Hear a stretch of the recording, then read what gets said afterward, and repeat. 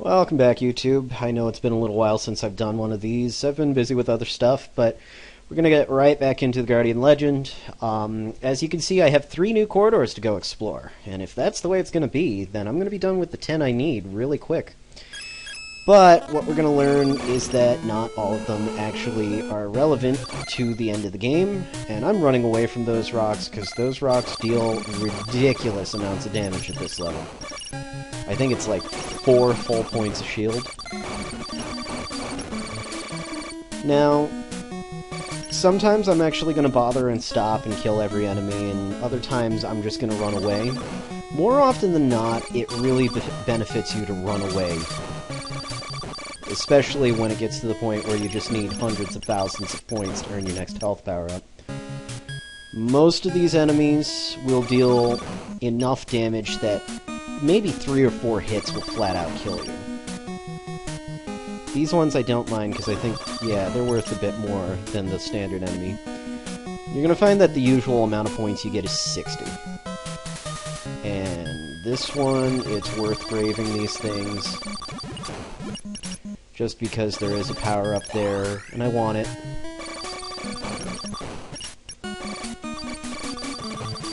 Ah, it's a weapon power-up. I like to call this one the Tailwind because it just goes behind you at angles, which is really, really handy for some of the later fights in the game, especially the corridor stages. Nope, peace, I'm out. And it's another one of the world map mini-bosses, so we're just gonna chill right here. And this is one of the ones that can hurt me through the wall.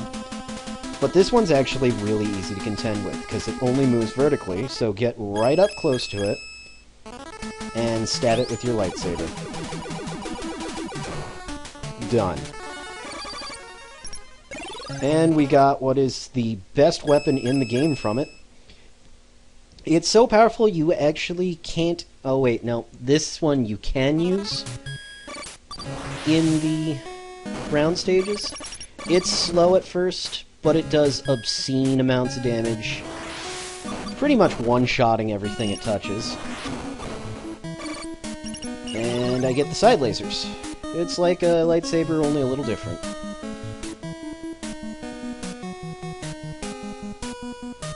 These things, these Oreo-looking things, they're completely invincible. And whenever I see an arrow, I'm compelled to not follow it. This thing is a nightmare. However, the power ball is a quick remedy for that.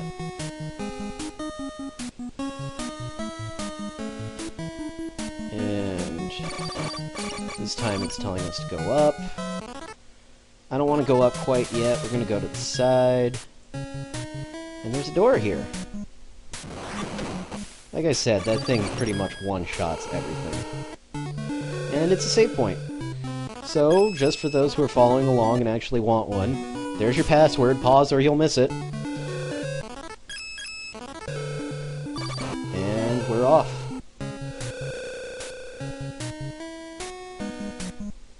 This time when you follow the arrows, oh boy.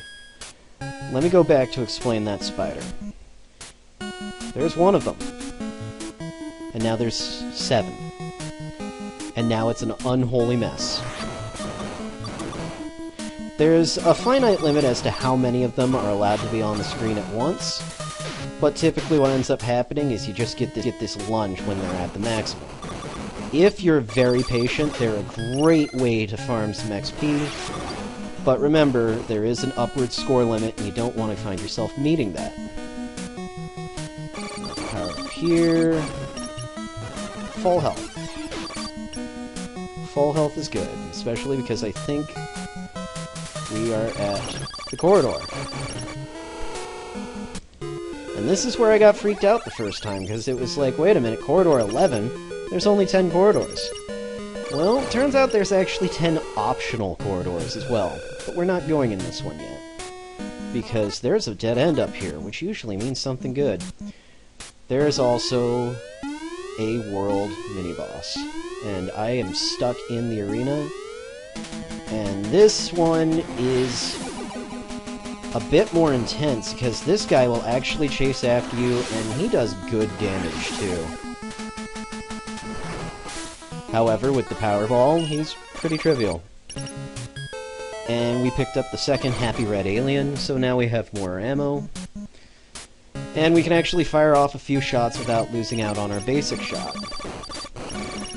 Now we go into the corridor.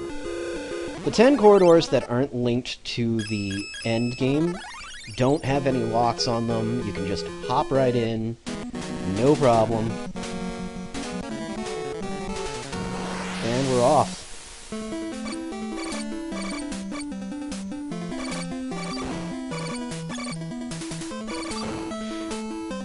You're going to notice that when it comes to the corridor levels, or the airship levels, whatever you want to call them, they pretty much all carry the same theme back and forth, depending on what area of the game you're in.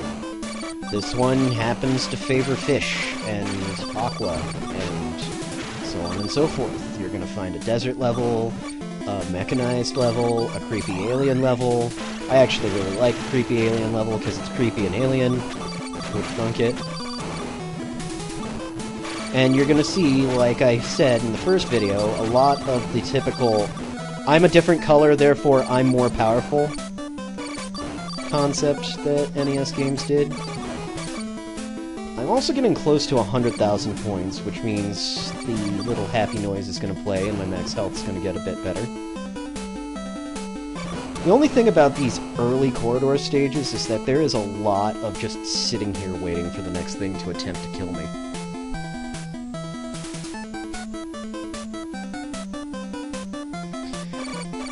Now, I once actually saw a playthrough of this game that one particular gamer did that I don't think I could ever replicate without tons and tons of practice.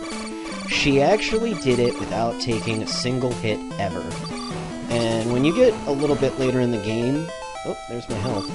You're gonna see how ridiculously near impossible this is. I mean, even just this part with enemies spawning left and right, everything firing, and I think those are just going to poof away. Yep.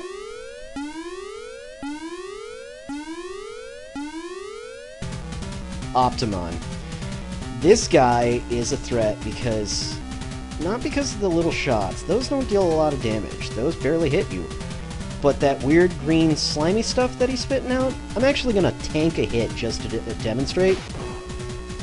Half your health. Right then and there. Some people like to weave back and forth with him. I'm actually gonna die. I like to just activate the chasers. The chasers will go after him so that you can focus predominantly on dodging. Right now I'm at 0 health, which means if I get nicked by anything, again, I'm done.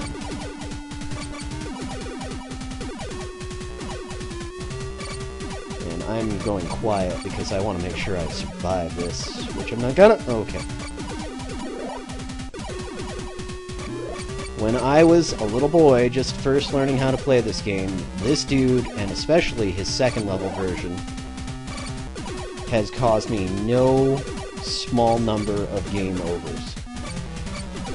If you're curious, getting a game over in this game isn't heavily, horribly devastating. You're warped back to the last save room that you used, which is why I showed you guys that password for all of 2 seconds. And you keep all of your score and power-ups that you had picked up. Dude, why are you not dead? Please die. Please die. Go away.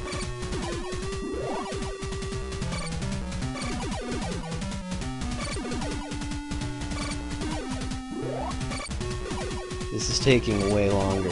That's the thing. Optimon is not an easy boss. Not any form. He deals just so much damage, and he takes forever to kill this early on in the game, which is why Corridor 11 is actually considered entirely optional. It's definitely doable. There we go. Doable at this point, but you don't have to.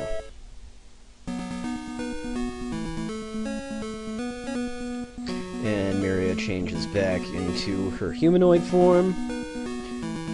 It goes through this animation of, like, parts being destroyed even though nothing's actually being destroyed, and I get another necessary weapon, the grenade, which also gives me some precious health back.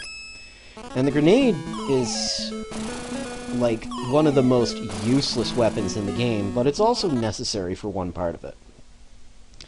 So I have almost every weapon in the game, save for two, and I've demonstrated the optional corridors.